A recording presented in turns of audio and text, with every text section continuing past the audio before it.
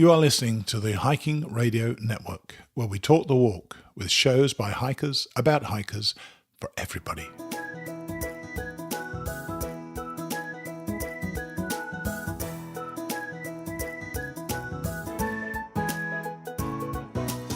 Mighty Blue on the Appalachian Trail, the ultimate midlife crisis.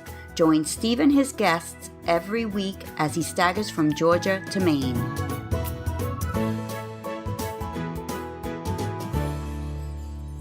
Hi everybody and welcome back to our show. This is Mighty Blue on the Appalachian Trail, the ultimate midlife crisis, sponsored by Trailtopia Adventure Foods. Right to episode number 93, and we have a slightly longer than normal show. Our guest is George Andrews, or Tin Man. You may or may not know George, but you certainly know the product he is responsible for these days. George is a lovely man, and I'm not just saying that because, well, you're going to find out an amazing coincidence that comes up during our conversation. No, he's a man who cares deeply about hiking and hikers. I think you're going to enjoy hearing from him soon. After George, we have another If I Did It Again. If I Did It Again. And this week's guest, Kyle Bock, or Kickstarter. When I contacted Kyle about doing this, he spent some time working on a list, so he had a few things to tweak about his own hike. At the end, we move on to Chapter 5 of The Year We Seize the Day. I tell you, my friend Colin, who co-authored this, has such a similar humour to me that I was cracking up the whole time. It took me ages to record my part in this chapter. But before all that, there's this. Do you remember those times on the trail when you really needed to treat yourself? You know, those days when you fall in the mud or the rain starts running down your neck, the rocks are driving you crazy, or even when you're just fed up. You need a boost.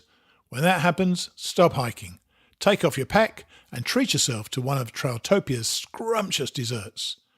Why not go for Rocky Road pudding, a rich chocolate pudding loaded with mini marshmallows and toasted slivered almonds.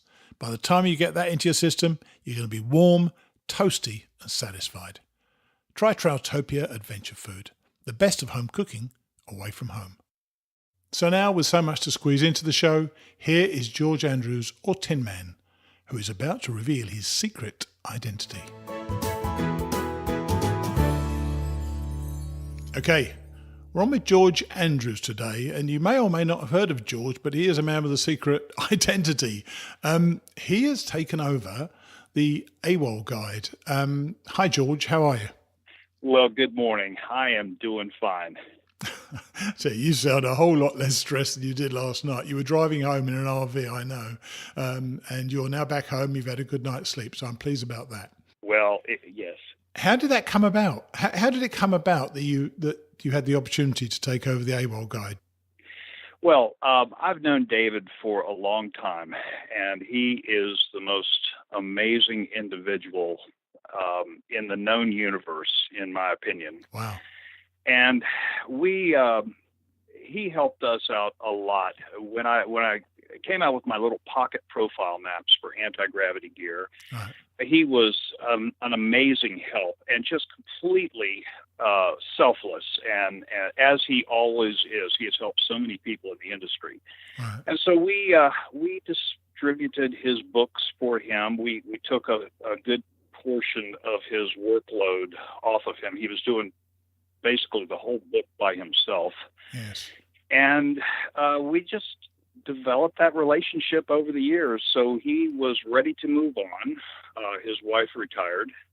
Okay. And he wanted to get back into writing.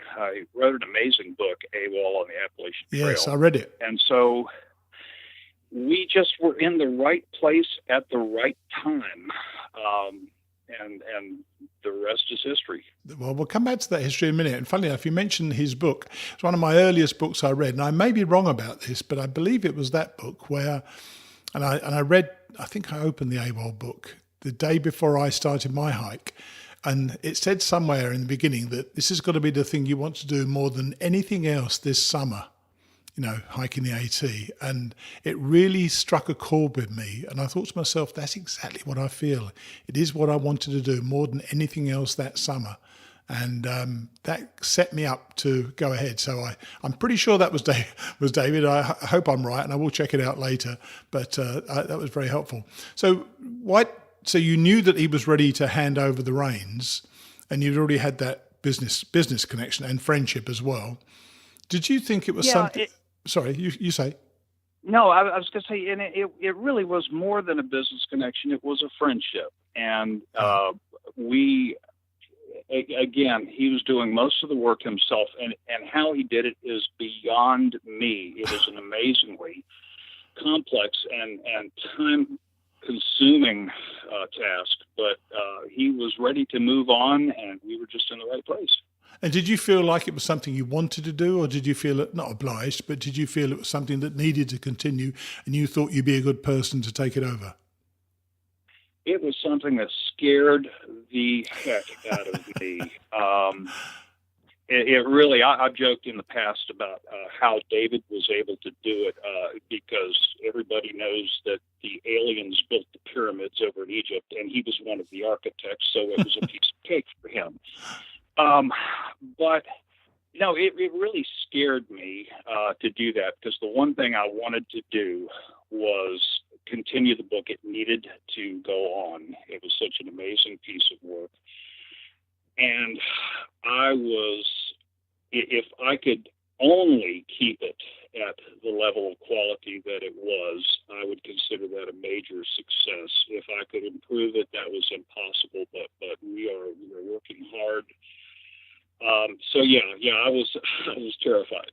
So where do you think that it fits into the various guides there are, particularly of the AT? Because when I hiked in 2014, the majority of hikers seem to have AWOL, but I actually had the thru-hiker's companion, which I really enjoyed. Do you have any view on the differences or the critical differences between the two guides? Well, there's a number of guides out there. The Gut Hook app is an amazing app, and we've been working with Ryan, and Ryan's been working with us for years. And Ryan's another person that David just selflessly helped in the beginning. And then there's the companion, the Alda book, and the AT Data book, and they all have their place. They all have their features. There was a survey back in 2014 by ATC of thru hikers, and the AT guide of all of the hikers that they surveyed that used guidebooks, 85% of them, no kidding, 85% by ATC figures, use the AWOL guide, the AT guidebook. Wow. That's surprisingly large. And I say that, my observations, pretty much everybody I met did seem to have it, I must say. But I know the thru-hiker's guide for me, because I'd never hiked in the past, I didn't really know anything about these things. I started reading something and I saw that, I thought I'd go for that. But I suppose the thing is, if there are three different main guides, Gut Hooks, you, and the thru-hiker's guide, the online one, you'd think, has a presence which is really dynamic, isn't it? Because people comment on the online one, and they're able to give more information, more up-to-date information. Is that going to be a problem to you guys in the future? Are you going to try to make it online, or how do you manage the development of this guide? Well, everything evolve or die, right? Everything is changing constantly. And the thing about the Gut Hook app, that's the one that you're talking about, is it is interactive, and there are pros and cons. The pros far outweigh any negatives of that. But I'm old school. I've got to have a piece of paper in my hand. A lot of people are. Yeah, a lot of people are. Well, there you go. And I've talked to some people who I respect beyond belief, and they would not go out without an iPhone and an app. And I have dropped things in water. I've had rocks fall on them, and I've lost them. And you know what? I tell people, what is the most important piece of gear that you can take with you? out on the trail, and it's knowledge. You can go out with a book and lose a book. You can go out, but you've got to have those basic hiking skills, navigational skills, etc. So if you've got a phone and you're using an app, that is awesome. The odds of something happening to that phone or that app are just minimal, just minimal. So, but I'm still old school. I've got to have paper in my hand. Yeah. So what is your hiking experience? Have you been a hiker all your life? I started hiking in 1974. All right. I was a private in the Army out in El Paso, Texas, and we had a 3-day weekend coming up, and I was one of the few people who had a car. So a friend of mine said, "Hey, why don't we go backpacking this weekend?" I said, "Great, what's backpacking?" And we went out. I got a pack. I've still got that original really? frame pack. Oh yeah, hanging over my desk. It's just fond memories, and I'm sure. And, had a blast. We went hiking in the Gila Wilderness area in New Mexico, and it was a religious experience. It was amazing. And then I came back got out of the Army and got married, job, school, kids, and everything, and got out of backpacking. Well, backpacking never got out of me, but just set it aside for a number of years. And then when the boys were a little bit older and grew up into scouts, we got back into backpacking and did some hiking on the Appalachian Trail. That must be lovely to do that with your kids. So where did you introduce them to then? Well, we actually did some hiking on the Appalachian Trail in Georgia from Amicalola Falls. Nice. We did some hiking in North Carolina, where we were living at the time in the Uaris, on the Uari Trail, central part of the state. And then I've been back out to New Mexico a number of times to hike, and California. When I retired from my job, I went out. I hiked the JMT, and that was an amazing experience. They just don't make cameras or words big enough for that place. I failed that twice, I'm afraid, George. I tried it last year and the year before. I just cannot do elevation. Well, it's magnificent, time, brother.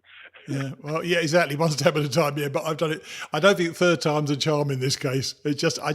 My body doesn't function at elevation, and I couldn't handle over about 9,700 feet. So I think I'm done on that one. But even from what I saw, the 3 days I spent on it each time was just so magnificent, and I just loved it out there. Oh, mercy, yes, and so I've hiked it, thru-hiked it once, and I've done 140, 150 miles on it a couple times, and Nice. It's just I think I've been out there 5 or 6 times altogether. It's an amazing trail. Yeah. And then we've hiked. Oh gosh, we went. My wife and I had our 40th wedding anniversary last year, and so we went over to Spain. We saved up for about $1.5 million years to go over there. We flew over there and hiked on the Camino. That was amazing. And I'm doing that in October. So I'm doing that in October. Are you really? I Are am, you really? yeah. Let me ask permission to go with you. No. How long what time of the year did you go on the Camino? We went in September. I'm going October. That might be a bit too late, October, but it's the only time I can really get away. So, well, from what I understand, there is no wrong time to hike the Camino. I'm sure. Bad day on the Camino beats a good day at work. Yeah. And did you find? I mean, talk about two differences. Having seen the John Muir Trail and having thought about them, seen videos on the Camino, they're entirely different type of hikes, aren't they? Completely different, worlds apart, and equally amazing. On the John Muir Trail, that was my first solo hike. Right. And that in itself was just amazing, transformative, and the beauty and the majesty. And yet on the Camino, you're hiking through, we were on the northern route. You're hiking through the back roads, and you'll look beside the trail, and the old road, and there's a wall built by the Romans, Yes. and then you'll come to a little village of 10 or 12 houses, and there'll be a beautiful church in the middle of the square, maybe 50 feet by 30 feet. And you walk inside, it's 800 years old, and it has amazing artwork. And then there's an espresso shop and a little, a little snack thing where people congregate about every 5 kilometers. It's a completely different type of hiking, but it's as in its own way as magnificent as the JMT, and it is as social and as important as hiking the AT. Three completely different trails, 3 completely different reasons and hikes, and just which makes the mix. You which is will what have makes a ball. Yeah, it's what makes the whole thing of hiking so magical, isn't it? You don't know really what to expect, but whatever you encounter is what you have to face, isn't it? And you have to work your way through it if it's tough, and you have to thoroughly enjoy it when it's not so tough. And I'm totally looking forward to that. Have you spent much other time on the AT since you took your sons, or is this something that you saving up the possibility of doing a through, or is that not really in your future? That's really funny. I started this business of AntiGravityGear before I retired. I did not want to retire and sit on the sofa and eat bonbons and watch soap operas. So I wanted to have something to do, and I love hiking. I love the community, and I love tinkering with stuff and making gear. And that's a whole nother story right there. But so when I retired, I wanted to have this hiking business that I could thru-hike the AT. I could get back into the things that I love. And I have never hiked less in my life since I started a hiking business, because it's just, but I get to talk to hikers, so there's benefits, but to answer your question, that is still a bucket list item. And, who knows? I keep every January, I think, this could be the year. This is the year I could start from Springer, and then when May comes, I said, well, next month I could start from Katahdin to southbound. So it's going to happen. Well, I'm doing that one. I'm doing that one for the second time next year as well. So it's, for me, this is going to be a big year coming up after I've done the Camino. Northbound or southbound? I'm going to do northbound. I just, there's something about the rhythm of that journey. I think that I would find it difficult to do a southbound. I think I would find it too unsocial. I may be entirely wrong about this, of course, but I think I'll just be passing people all the time, going the other way. And I don't like that idea. I love that shared bond of heading towards that sign at the top of Katahdin. And I don't think that will ever get away from me. I think the responsible thing is probably to do a flip-flop, or as I call it, an oboe, out, back and out again. But I just want to do the Springer Mountain start and the halfway at Harper's, and then the halfway itself, and then New Hampshire and Maine to finish the whole thing off when I'm fit and ready to do it. And then climbing Katahdin, I tell you, the hairs on the back of my neck are literally standing up right now. The thought of hiking Katahdin for the second time and touching that brown sign. I can't tell you how magnificent that feeling is. And I know you've seen it so many times, but until you actually do it as the culmination of your hike, I think it's almost impossible to express to people how glorious, utterly transcendent it really is. So that's really my choice, and I want to go that way. But come back to you again. Come back. So if you're going to do it, if you don't mind me asking, how old are you? Because if you were around in the 60s and 70s, you're the windows of opportunity are starting to close on us older guys. So how old are you? Inside, I'm about 19, I think. That doesn't count. Unfortunately, your inside doesn't do the walking. I just turned 65 in October, and and you're only as old as you feel, and sometimes I'm 80, but usually I'm in my mid-30s. Right. So you were born in 1952. You were born in October 1952. I was. And what date? The 29th. I almost don't believe it. So am I. We're exactly the same age to the day. No. I promise you that's true. 29th of October 1952. Well, we're both Scorpions. A belated or very early happy birthday. Say to you, how about that? That is amazing. That is absolutely extraordinary. But I want to talk about this. I want to talk about anti-gravity gear. You started it because you wanted something to do. Were you an engineer in a previous life then? Because you said you like making and putting things together and building gear. How did you get into that? I'm not an engineer. I'm a tinkerer, and I love working things out and making them. Whether it's carpentry. I was an aircraft mechanic by training, and then became an air traffic controller. I just love the technical side of things, and I've built airplanes from plans and a pilot, and I just love doing that. And so that when I got into ultralight backpacking gear, that just scratched an itch for me. It just was amazing. I love it, and taught myself to sew for the most part, because I could not get people who were, seamstresses or sewing companies that can make a mean shirt. Yeah. I've never spent a night out on the trail and don't know anything about gear. And so out of self-defense almost, I taught myself how to sew, and it is as satisfying a skill as hand cutting a fine dovetail joint or welding a bead, and I love to teach people how to sew. It's such an amazing skill. Wow. And and I love teaching people to make their own gear. To me, I'll sell you all the gear you want, but buddy, I will teach you how to make that gear. The gear you make yourself, it just makes your hike better. I'm sure. Yes, I'm sure. Do you give classes? Oh, mercy. Yes, anytime that I can. I teach scouts, anybody. I've had people come to my house, and I'll show you how to make a hammock in a heartbeat.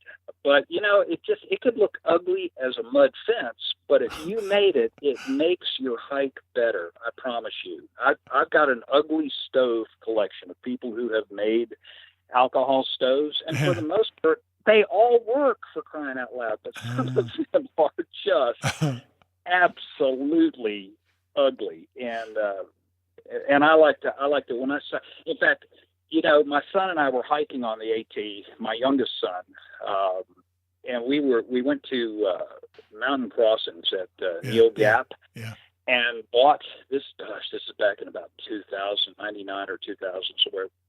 Bought an alcohol stove, first time I ever saw one, and I looked at that thing, and we burned up all of our alcohol fuel the first day, just me burning the thing and just being fascinated by it. So when we came home from the hike, I started looking around and studying them, and before I knew it, I'd made about 50 of them.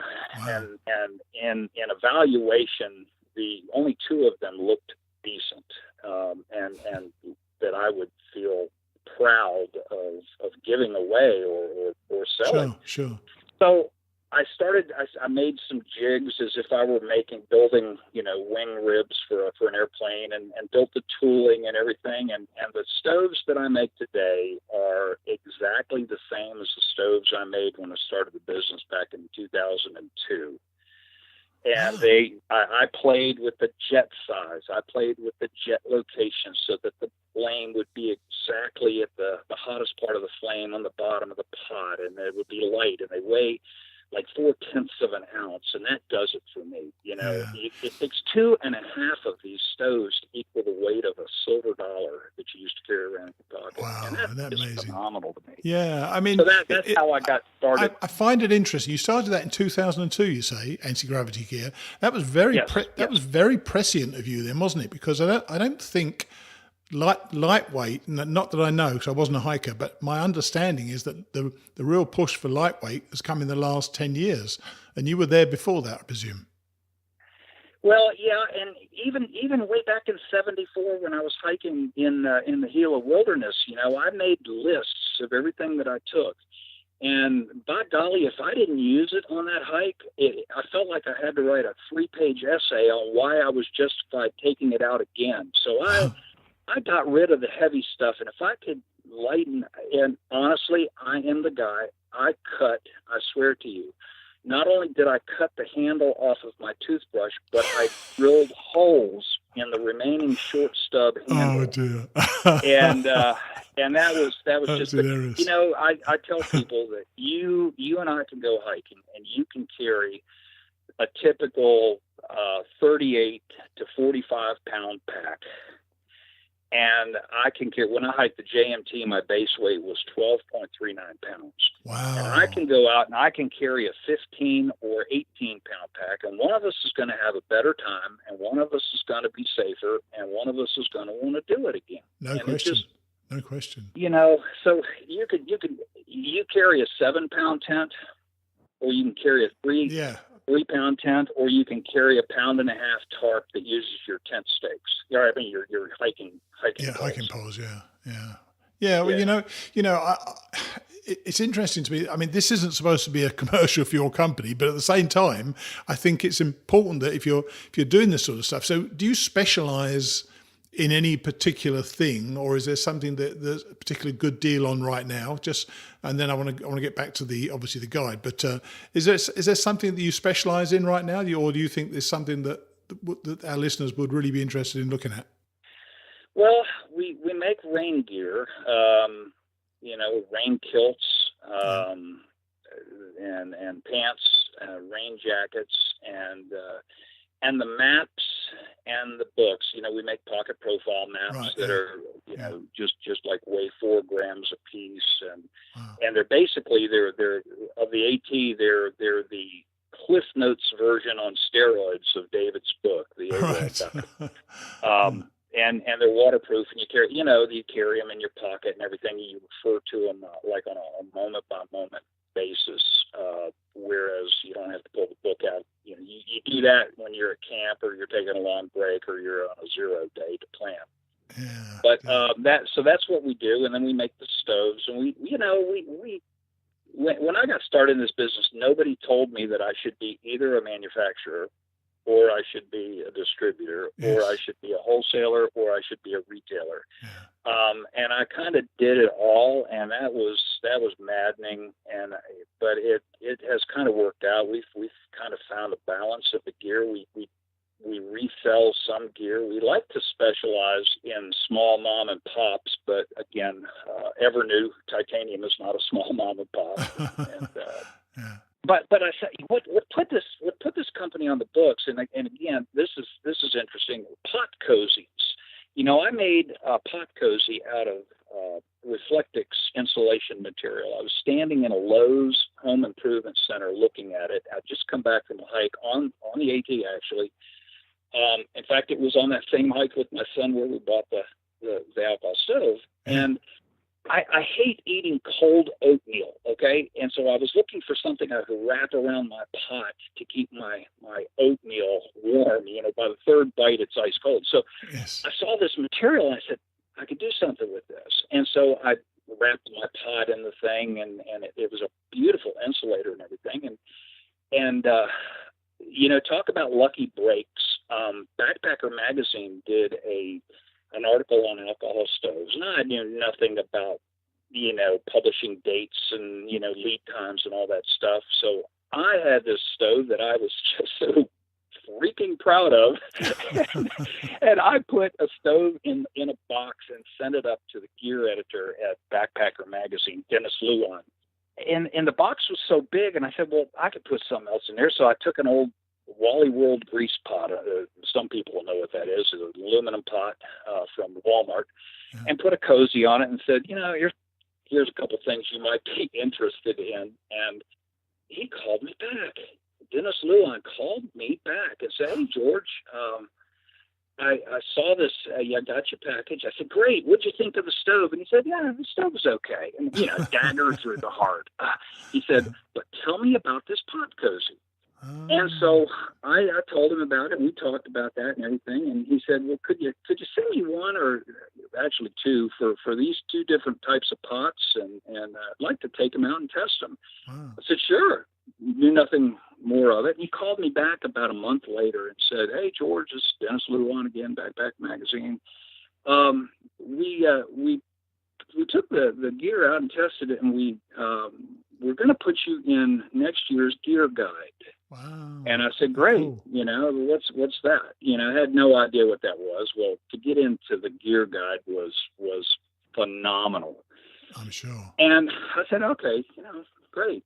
Didn't know what the significance was. And then he called me back about, 3 weeks later. And he said, hey, George, this is Dennis. I wanted to talk to you about the gear guide, about the pot cozy.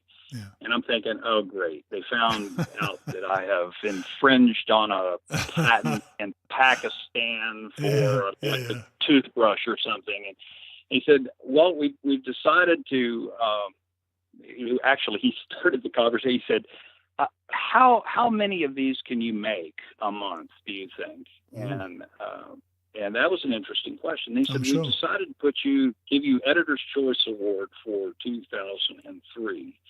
And I said, great. But I had no idea what that was. And the rest, that launched the company. That was an amazing piece of luck. But I just want to get back to the guide before we finish. You bet. Do you plan? You say you can't improve it. Things can always be improved, obviously.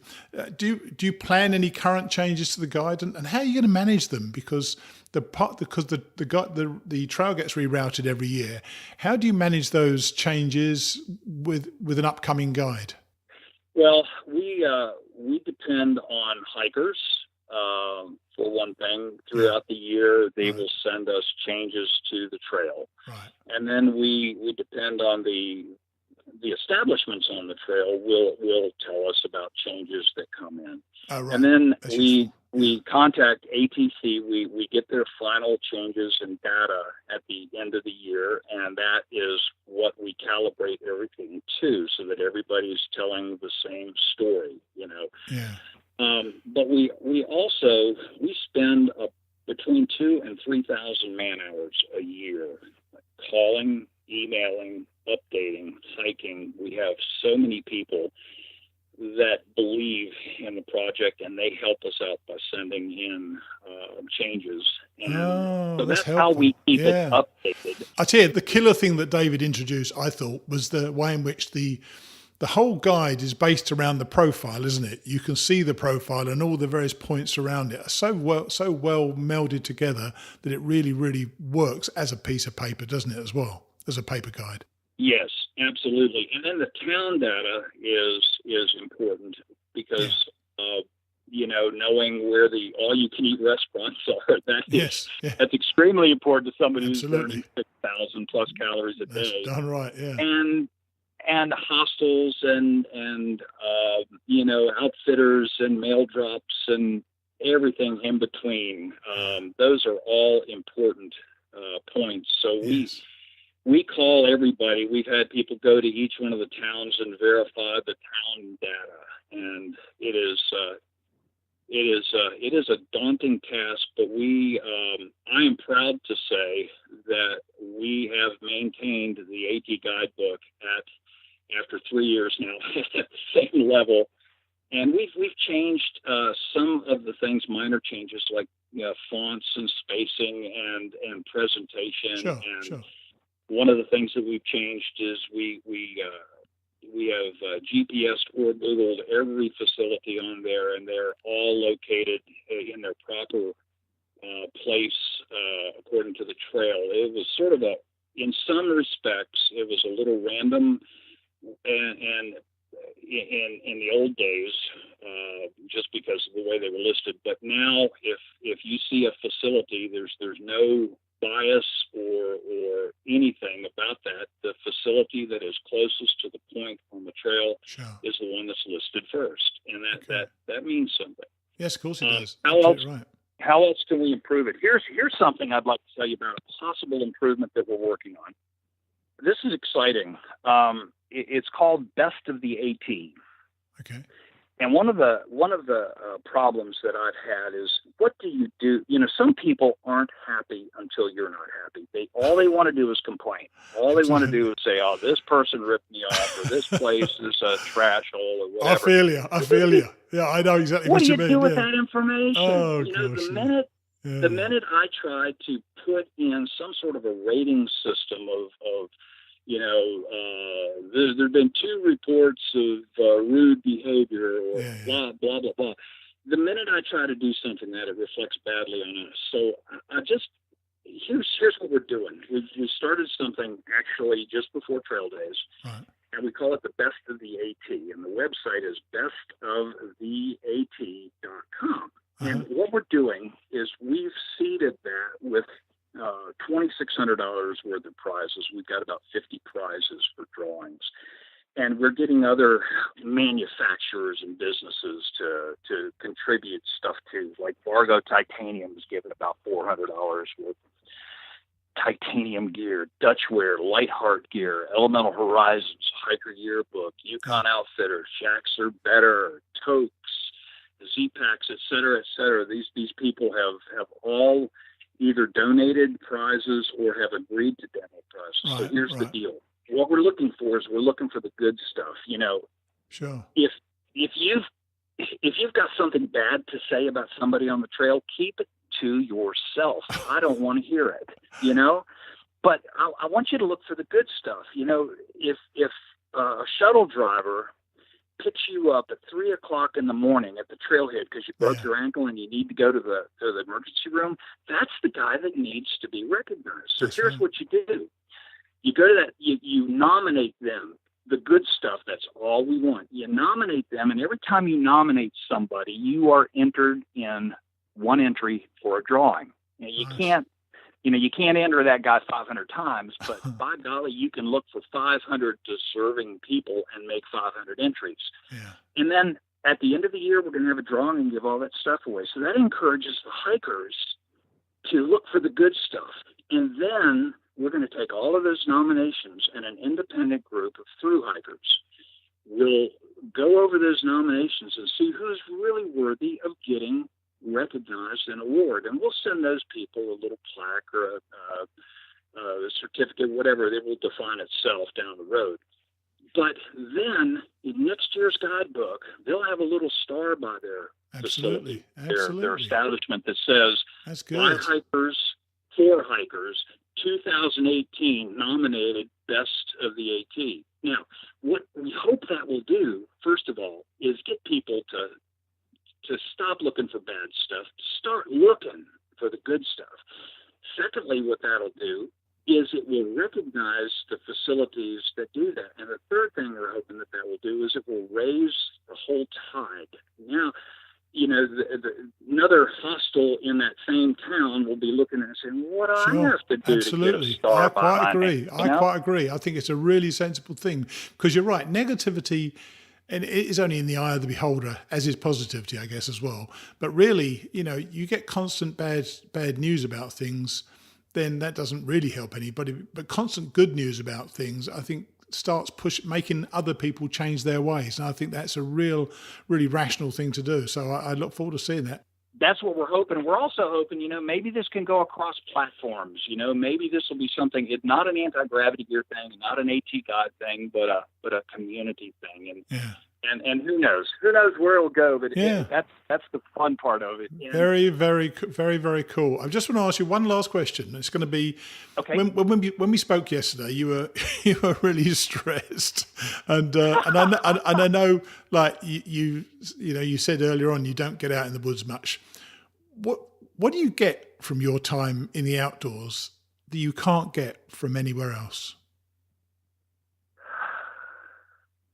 You breathe. No ripples. Start. There you go. No ripple.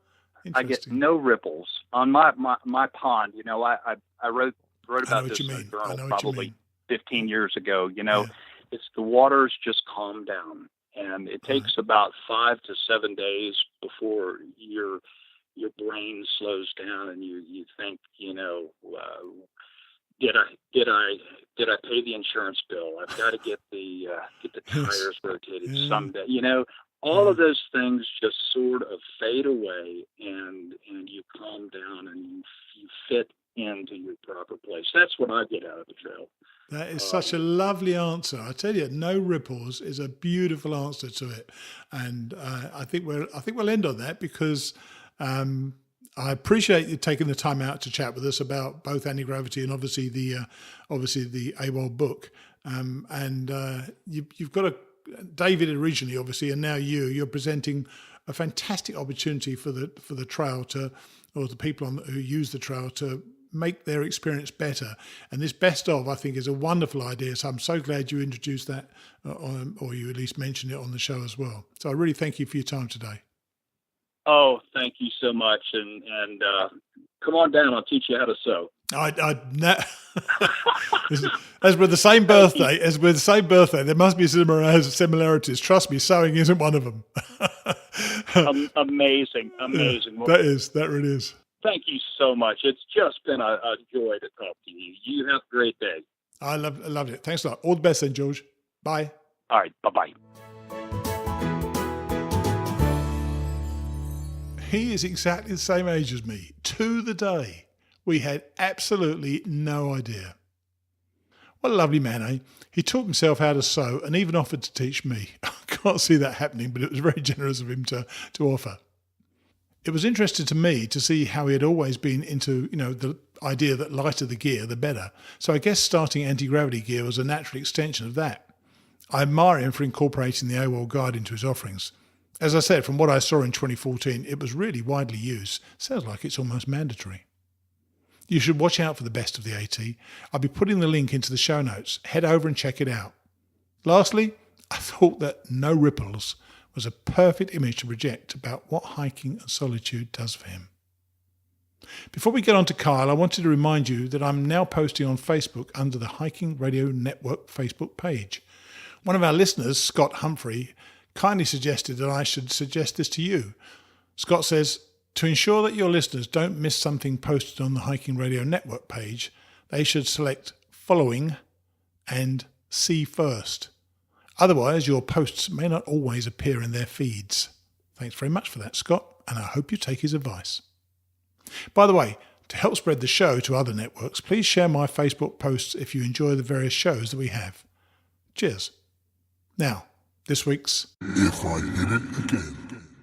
And Kyle Bock. As I said, Kyle had a list and our conversation opened up in several directions.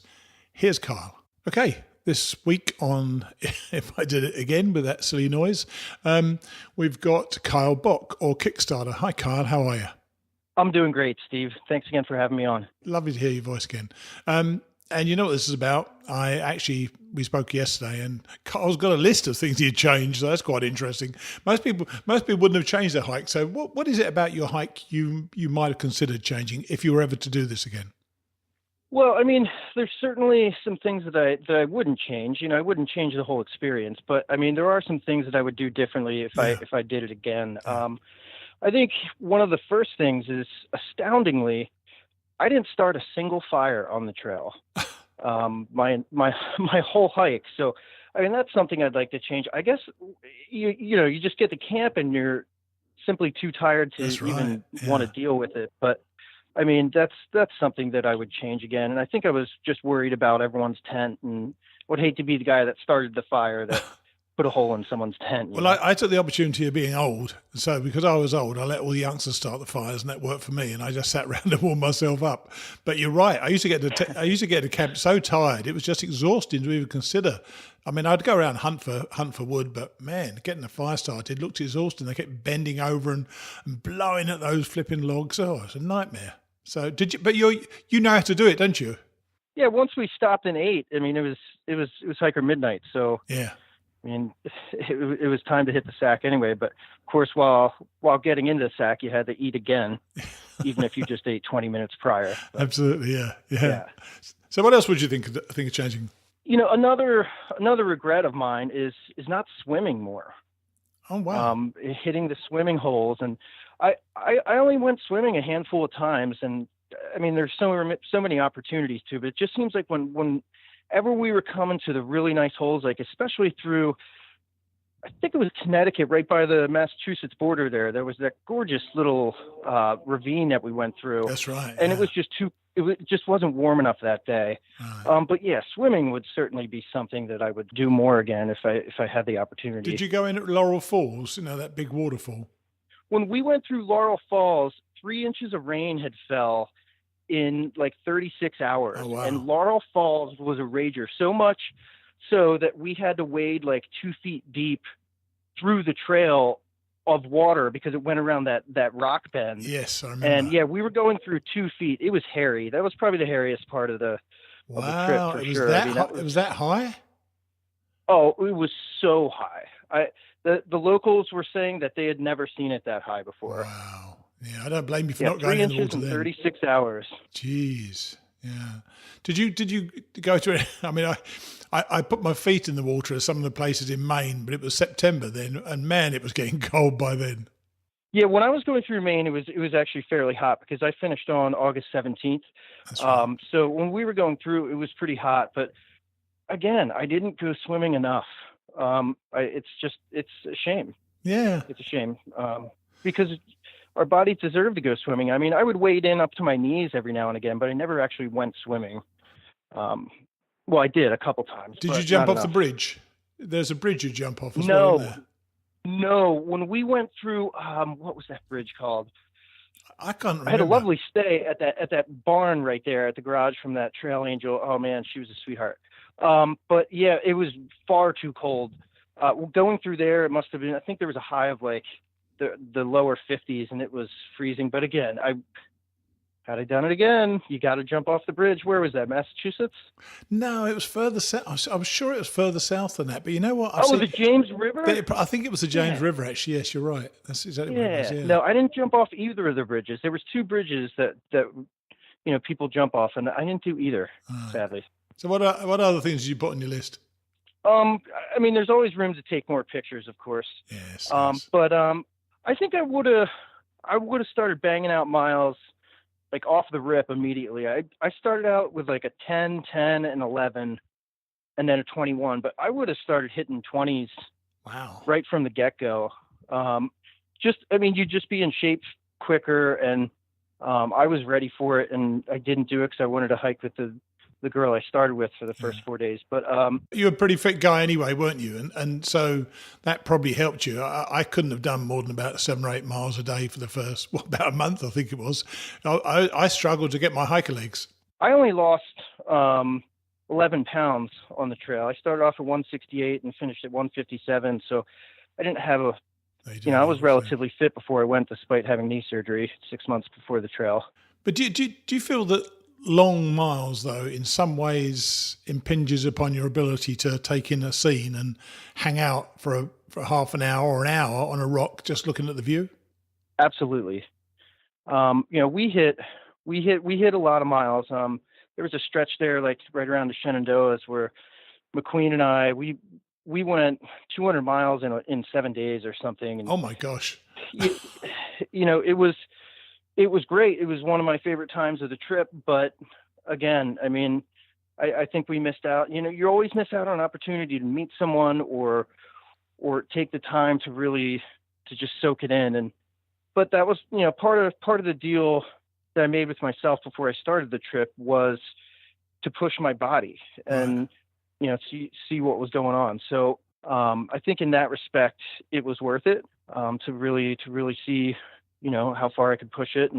But more miles early, I think would have been better because the train was relatively easy to start, especially the first few days. I know some people only start off with 7, 8 miles a day or something. And yeah, that's me. Yeah. Yeah. No, I found that a nightmare. I tell you, the first few days, I thought the ups and downs were going to kill me. So, but then I was out of shape, totally out of shape. So it did take me a long time to get my breathing right as well and get my legs going. But eventually I did, obviously. And that's why I always think going from south to north is the way I think I would always like to do it, because by the time I got to New Hampshire and Massachusetts, I was prepared. I'm sure you were prepared well before that. But would you ever consider going a different direction, going south or doing a flip-flop? Well, I certainly would consider it. I wanted to follow in the footsteps of some of the pioneers that walked the trail. So that's why I went the traditional northbound route. Oh, interesting. But coming southbound, it seemed like all of the people coming southbound, it was just a very tight-knit group of people. Everyone knew everyone that was going south. It wasn't like coming north where someone mentions a trail name and you're just like, I don't know that person, but everyone seemed to know everyone. So it just seemed like a much smaller community, and it's better for the trail's sake. So yeah, if I were to do it again, I would absolutely do a flip flop or just do a Sobo. I must say, I got the impression, I don't know about you, but when I was hiking north, even though I was fit by then, going down the north side of some of those hills was hair raising. So I remember thinking to myself, my God, climbing up these would be a nightmare. So oh yeah, and they start those tough miles. I mean, it must be all downhill for them after they've done New Hampshire. Almost, they're almost there, aren't they? In terms of ease of hiking. Sure. Yeah. Yeah, I imagine you get beat up. You probably get beat up pretty early as a Sobo. Oh yeah. I mean, it's just be so grueling to start in Maine, and for me, like the Wildcats, which are in New Hampshire, that was the most difficult awesome, section of the whole trail. And I'm just thinking, wow. Yeah. Oh my gosh. Oh, it's awesome. But yeah, that was gnarly. Yeah, exactly. And you're pulling yourself up by the roots of trees, weren't you? And having to take the chance of going across a slick rock face. It really was quite something. Was there anything else on your list you might change? Yeah. I started with rain pants. I ended up losing them in Franklin. Thank God. I left them in Franklin at a hotel. They must have been under the bed or something. But I mean, rain pants just don't make any sense. I ended up getting a ride from Waynesboro with the owners of Yama Mountain Gear, who makes some of the finest tents in the planet. Right. And I went down with them. They gave us a ride, and I bought a rain skirt off of them, and I mean that just changed everything for me. Really? Rain skirts are absolutely the way to go. I mean it was like an epiphany when I first put that skirt on in the rain and was able to breathe and have the mobility, because your feet are going to get wet either way. Yeah, that's right. So what's it matter if your calves get wet? Yeah. So talk me through a rain skirt, bearing in mind this is a family show. Yeah. So they're a little below knee length. Most of them have a Velcro closure, right, and then maybe a button or some kind of cinch strap. They're incredibly light. They weigh nothing. right. I think mine weighs, I don't know, maybe 3 ounces, maybe less than that. Wow. But yeah, I strongly suggest getting a rain skirt for anyone hiking the trail. Yeah, what else do I have on my list here? Oh, I would have stayed at far more hostels and less hotels. Yes. I think I was just staying at the hotels because I wanted to party, Really? to be honest. Because, you get into town and there's just so many people staying at said hotel. I mean, there were times in, I think, like Daleville and a couple other places in Virginia where there was like 40 of us Wow. at hotels, and got a little wild there a few times for sure, jumping off balconies into the Oh my God. pool. Oh dear. Oh me. yeah. No, it got a little out of control over Cinco de Mayo. Giving the trail a wonderful name. Jumping off balconies. Oh my gosh. Oh dear no, me. it was bad. I didn't jump off the balcony, mind you.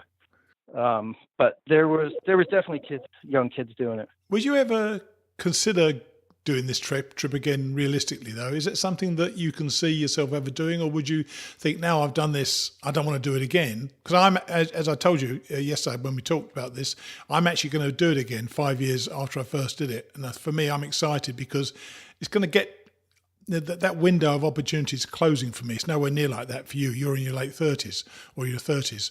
And so you could do other hikes as well. But I just thought about the others. The PCT and the CDT are just too high for me. I just cannot cope with the elevation. And I thought to myself, I love the AT altitude problems. And I love the AT so much. I thought, well, why not do it again? And why not podcast from the trail and interview people on the trail? It will make it such a different experience for me. So for me, it would be like a brand new hike as far as I'm concerned. Would you feel that way? I'm really excited for you. Cool. So, by the way. Yeah, I don't know that I would ever do it again. And if I did, it would probably be like something like a graybeard situation or something where, I'll do it when I'm well into my 70s or something, if I'm blessed to live that long. And maybe just do it later. I got to meet Graybeard. He was, I think, 83. I passed him in Bland, Virginia, and he just became the oldest person ever to do a through hike. You took a picture. You took a picture of him as well, didn't you? What a guy! Did you? You spoke to him. What a guy! You spoke to him for a long time. Yeah, absolutely. He was someone I was really looking to see. Yeah. One more thing that I didn't do for a single mile or step, even, I didn't slack pack at all. Oh, really? Do you think that's wrong then, or not? Well, I felt fine at the time, but my original plan was to run 150 to 200 miles of the trail in slack pack and actually run them. Right. And I didn't do that, and that's something I wish I would have done. There's a gentleman right now. I think he's in the middle of Pennsylvania, but he's trying to break the record that was just broken by a guy by the name of String Bean last year. Right. And he's running the trail, and I think the record now is 42 days or something ridiculous, yeah, or something ridiculous. I mean, I finished in 147 days. So that's pretty good. For those of you listening that aren't aware of what 41 days is, it's basically averaging over 50 miles a day, every single day of your trip. And that's no zeros at all. That's I saw with that no just zeros. had a 70 mile day. Oh my gosh. Running. I mean, guy's a beast. He's not young. He looks to be in his 50s. I fell over walking slowly, so God knows what it's like running. God dear me. That is extraordinary. Yeah, really what did you say? You fell about 50 or 60 I times? fell 40. I was trying to think the other day. It was either 45 or 46. I know I recorded it in my book. I think it was 45 times, actually, yeah. And that's bad falls, where I really took a tumble. I slipped several times and put my hand down and caught myself. I was okay. But literally falling and ending on my arse every time was about, I think it's 45 times actually, yeah. So my last one was a week before the end, so I didn't do it. I didn't fall once in the last week, which I was quite proud of actually. The last thing I would change, and I had this idea far too late. I had it about a week before I left, but I would have raised money for some kind of charity or fundraiser. Really? And I didn't do that, and I could have after I started, but I just didn't. I was gonna. My plan was to do, to raise money for Planned Parenthood. So that's what I'm hoping to do if I ever do another long trail again. Nice. Yeah. And then there's two things I would not change, and that was the constant journaling. Right. Every single day I'd write about 45 minutes a day. Did you? Good for you. Yeah, and that's how I have all the content to be writing a book right now. I'm attempting to write a book. I'm at about mile 720 of the book and at about 35,000 words. So wow, good for you. We'll see if I have the wherewithal to finish. It's a pretty daunting task, as you well know. It's almost as tough as the hike itself. It's almost as tough as the hike itself. It's going to take longer than the hike to write the book, for sure. Yeah. And what was the other thing you wouldn't change? For everyone out there that's hiking right now, that's listening, there's a resort called Sunny Rest Resort in Palmerton, Pennsylvania, just right where you hit Lehigh Gap, which is one of the gnarlier climbs of this trail. Yeah. But it's a clothing optional resort, and let me just say that if you only hike the trail once, make it count. I spent 3 days there and 2 nights and 3 days. And it was one of the highlights of the entire trail to just get away from trail life and just kind of liberate yourself a little bit. They treated us like kings there. They really treated all the hikers really well. And it's expensive. It's very expensive. But again, you only hike the trail once, and it was really a very memorable experience. Well, I would not want to inflict a naked 65-year-old body on the trail next year, so I will not be doing that. I can quite assure you. Not for me. Not for me. This is a funny story. In the morning, the tent mates at the campground. There must have been 400 or 500 people there. And it's a resort and campground. And I hear some eggs and bacon going, and they say, "Hey, are you hiking?" And I come over and they feed me some eggs and bacon. It's, 7, 8 in the morning. They're like, "Oh, my nephew's hiking." I said, "Oh, who's your nephew?" And they said, "Oh, so-and-so." And I was like, you need to get his trail name. So they get his trail name and they're like, "Yeah, his trail name's Scout." There were several Scouts on the trail last year, but I was like, "Wait, Scout from Mechanicsburg, Pennsylvania?" I was like, I hung out with that guy for that night in Franklin, the whole night. And so I took a picture with his aunt and uncle from the waist up, of course. And we sent it to him on the trail. But that was a pretty small world there for sure. That is funny.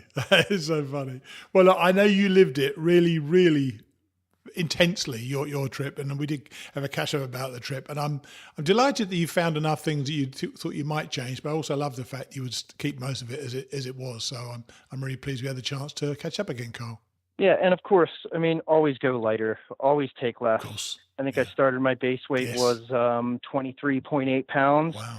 And the last 600 miles I was carrying a 10.5 pound base weight. Wow. So, wow. Yeah, I think we all learn that, don't we? We all learn we take much more than we think we need more than we actually do need, don't we? So that's certainly something I'm intending to travel a whole lot lighter next year.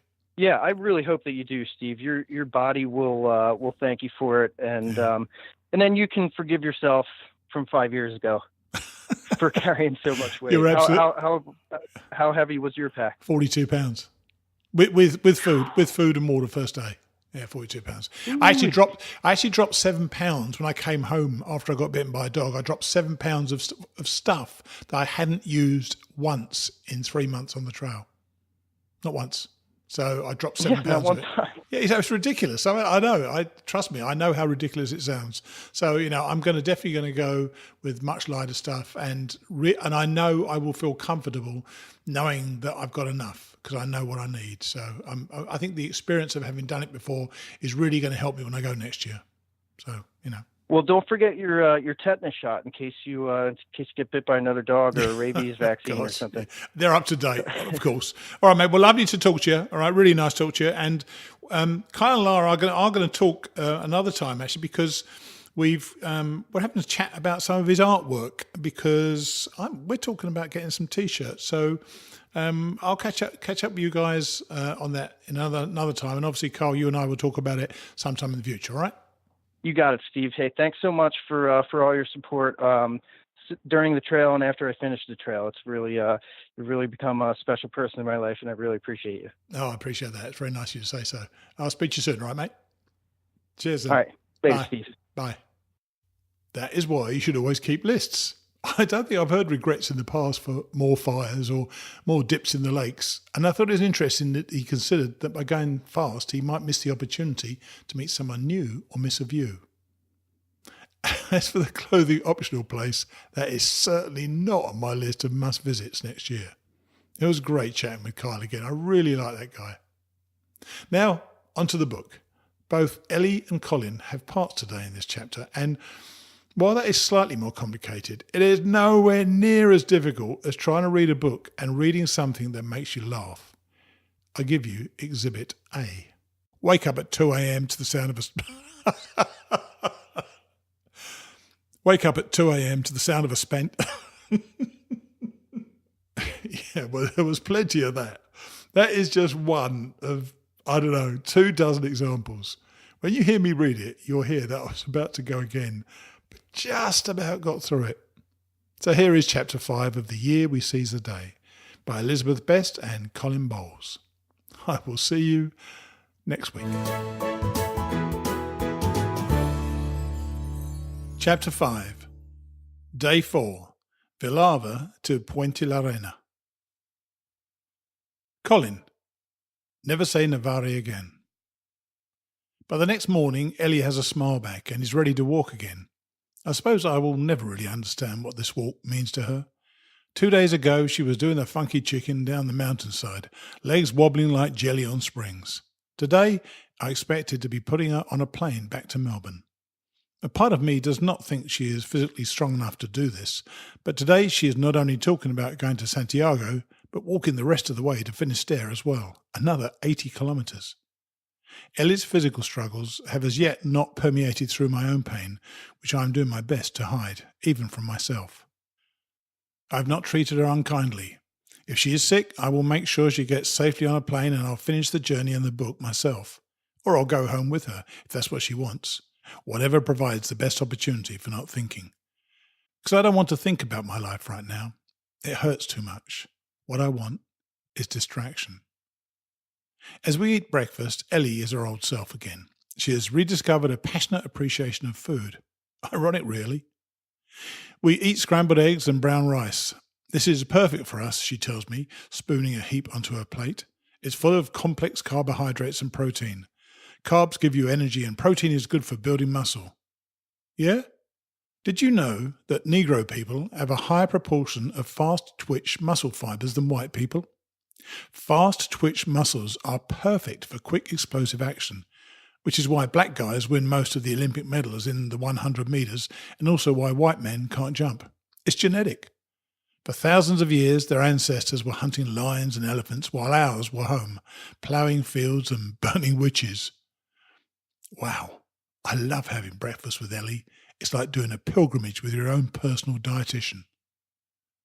We get into Pamplona soon after dawn and climb the hill towards the city, skipping around the pavement pizza. We pass a reveller on his way back from the feria, moonwalking home to Berlada. We arrive in the square an hour before the day's run. The bars are still open and revellers are rolling out in wine-stained shirts, reeking of sweat, alcohol and testosterone. The less committed are asleep in the parks, at the bus station, at the rail terminus. Two Bravos lie sprawled in the square, toe-to-toe, plastic cups of Tinto still clutched in a death grip. From my cold, dead hands, as Charlton Heston once famously said. Fellow revellers pretend to perform CPR, rearrange their limbs, take photographs. They don't even stir. I check the newspaper over our morning coffee. The feria is reported like an 8-day test match or a baseball series. There is a lift-out supplement inside the newspaper with 8 pages of pictures and stories from the previous day's run. Typical headline, I was worried about my femoral artery. Detailed statistics including weather conditions, how long the run lasted, number of people injured, transported and gored, appear in neat columns with a running total for the entire week. The paramedics have attended 240 injuries in the past 5 days and 6 people have been gored. The temperature yesterday was 28 degrees Celsius and the wind was 4 knots from the southwest. After Café con Leche, we leave Pamplona to walk through fields of wheat and sunflowers, a patchwork of gold and dun. There are other pilgrims following the trail out of the city. I can tell because pilgrims are different from other hikers. They have walking sticks, all kind of walking sticks. For a pilgrim, the walking stick is a fashion statement. There are ski poles, steel devices that fold up like collapsible telescopes, branches hacked from trees, or traditional wooden poles bought from pilgrim shops along the way. Most have individual flair, some are decorated with eagle feathers found on the path, and almost all have the ubiquitous scallop shell attached to the handle. The shell is the symbol of the Camino.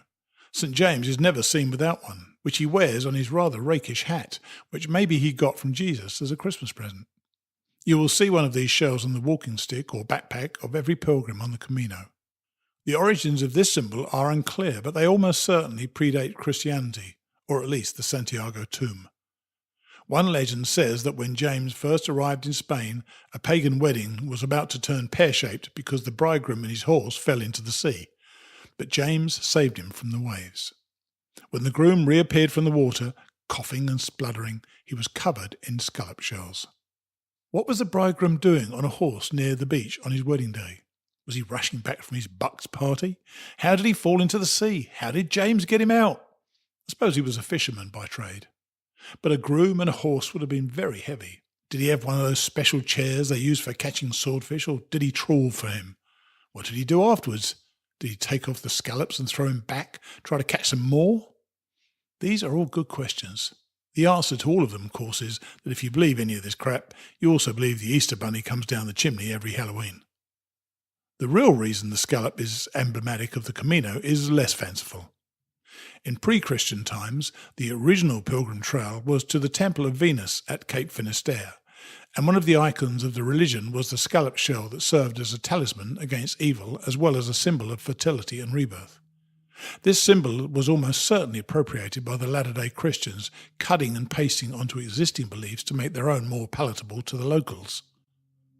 Ellie and I don't bother with either the stick or the shell. We refuse to try to pretend that we know what we're doing. We start to ascend to the Sierra. The climb flexes the buttocks and hamstrings like retuning a guitar. You feel the stretching and hope to God that nothing goes G-sharp, then twang. There are windmills on the ridge above us, huge, white and high-tech. My idea of a windmill used to be a round, clapboard house with a wooden blade on the front and a little Dutch girl in clogs standing next to it. But these are just like giant propellers. The whoosh, whoosh of the blades accompanies the gasps of our ascent. At the summit, the power company has constructed, at great expense, a crappy rusty metal sculpture depicting medieval pilgrims that says, "Where the way of the stars and the way of the winds meet." Must have cost them all of €10.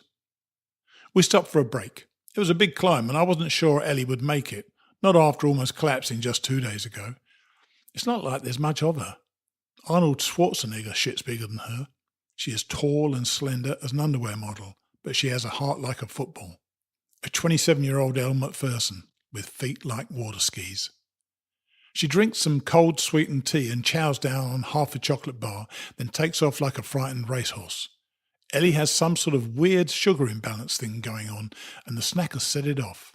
I watch her sprint past mountain goats and cyclists. She overtakes a rabbit that's trying to get away. She looks like Roadrunner on speed.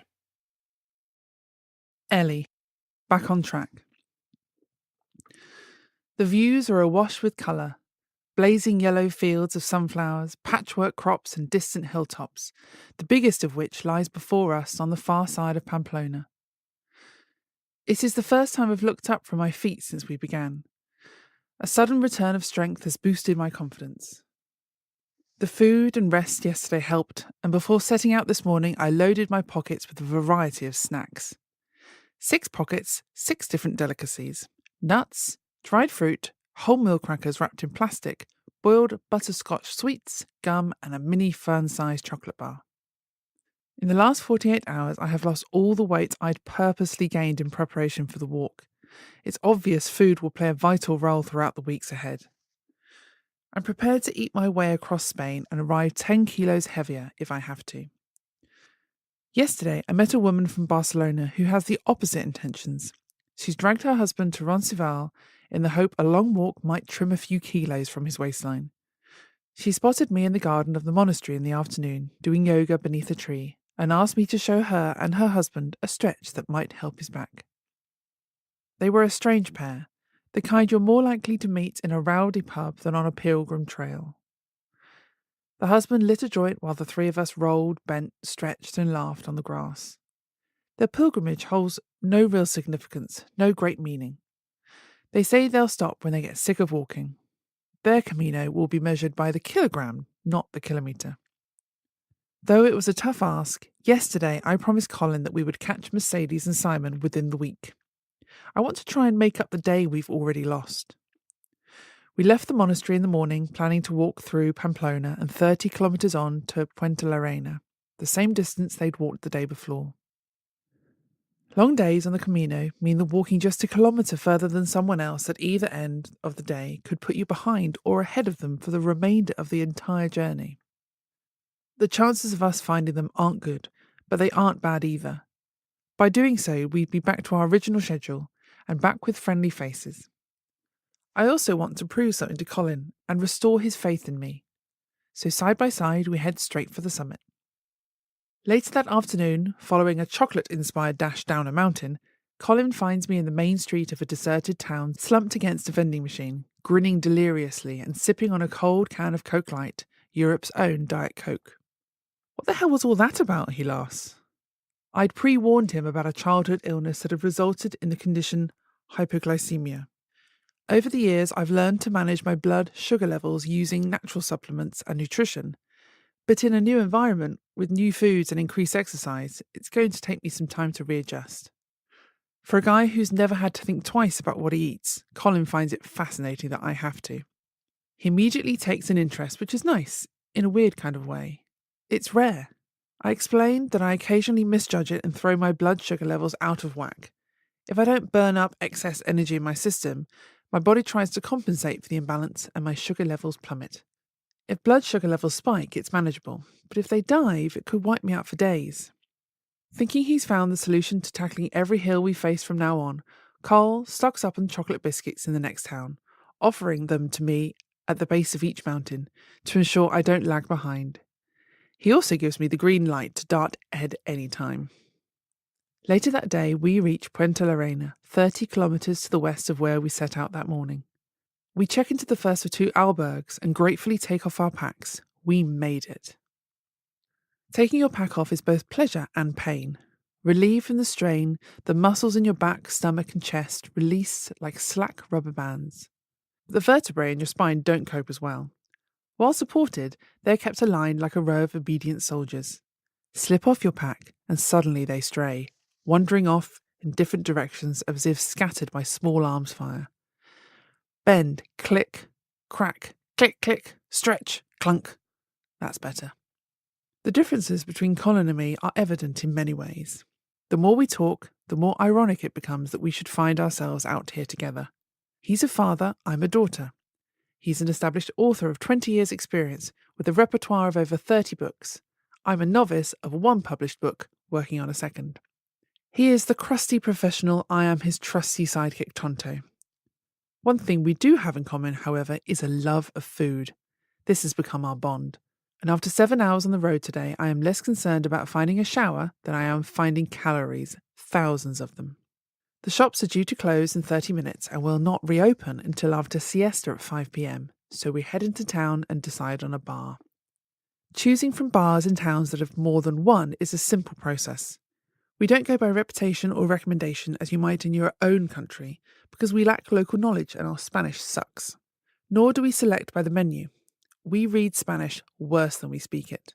Instead, we walk in and check the floor. If there's no blood or offal, we stay.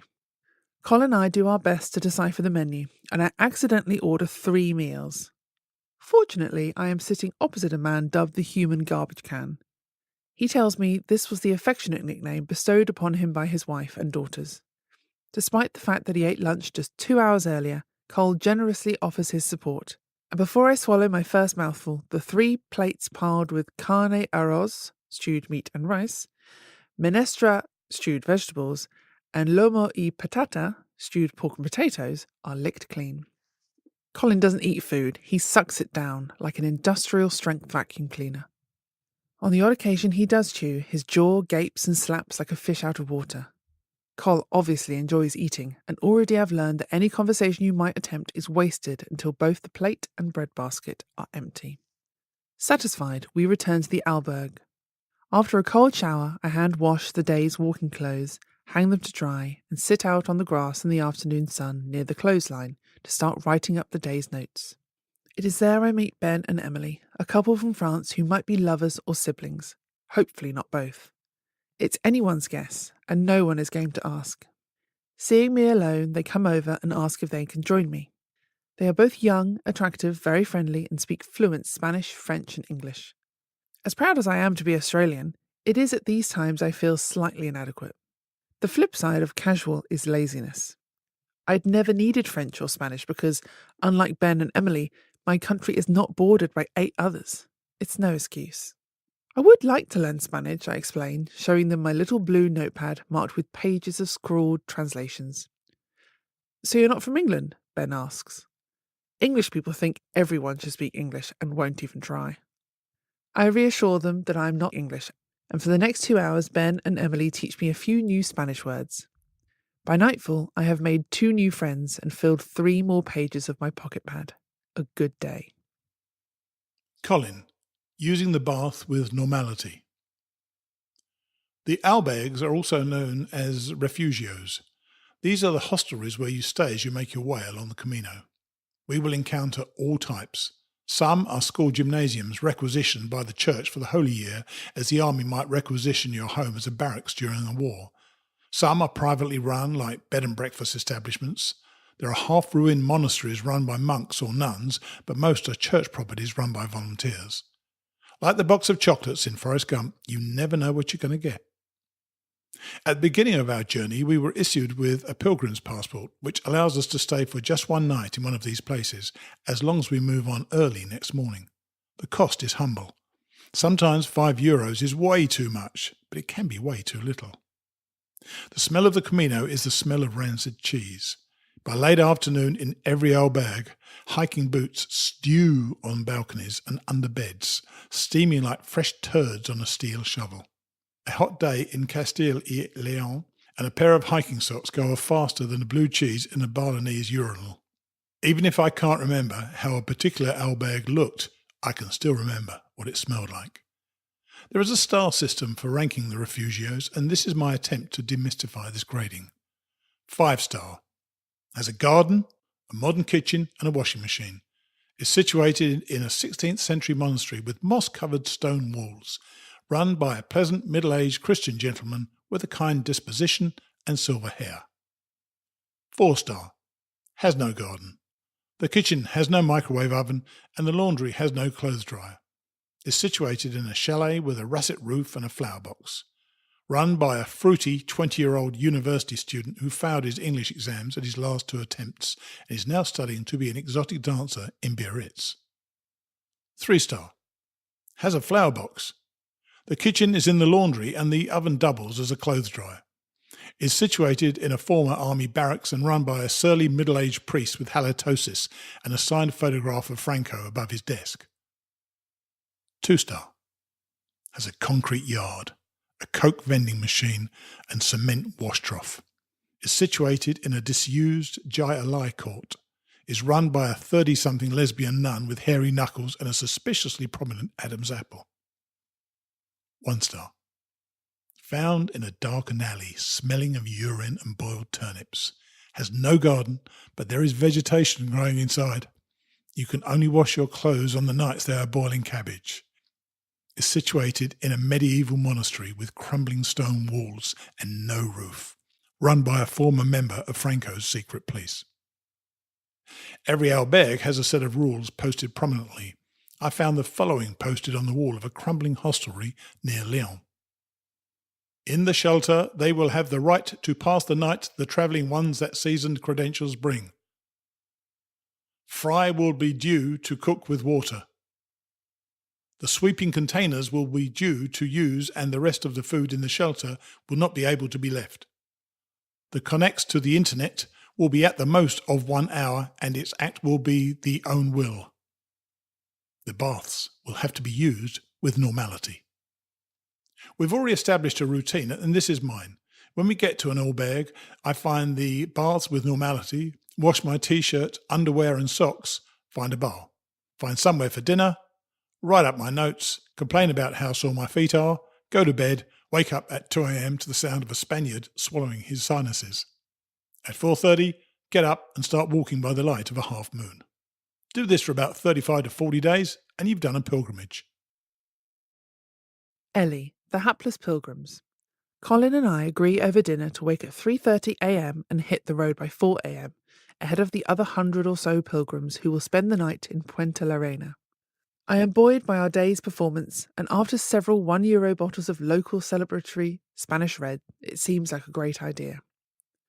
The next morning we both spring to attention at the sound of the alarm on Colin's mobile phone.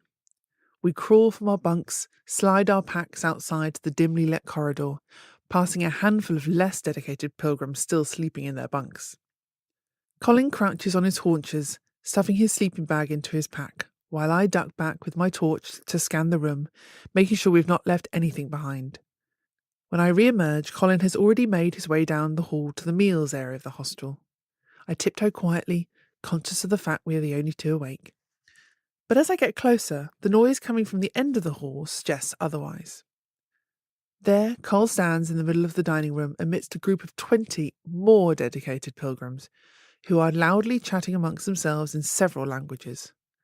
Brows raised, I turn to Cole, confused. What the hell are they doing up at this hour? They are a breed unlike any I've seen in our 5 days so far. 2 Frenchmen with peppered grey hair and great legs are seated before a breakfast of donuts and pastries dunked in black coffee. Several Austrians are stretching as a team. Others are filling water bottles and packing the last of their things, while a group of 4 Germans stand around laughing over a map. Sadists. As Colin and I sit at the table to begin our new ritual of tending to hotspots on our feet, I notice that none of these others has a bandage blister, speaks any English, or wears the same expression of dread that Colin and I share at the start of every day. What the hell are we doing up at this hour? We're out of our league. It is obvious these are professional pilgrims who know exactly what they're doing. It is even more obvious that Colin and I do not. Cole ties the worn laces on his crappy leather boots. I rub the backs of my scrawny legs trying to wake them up. Hey, Krusty, we're not fooling anyone, are we?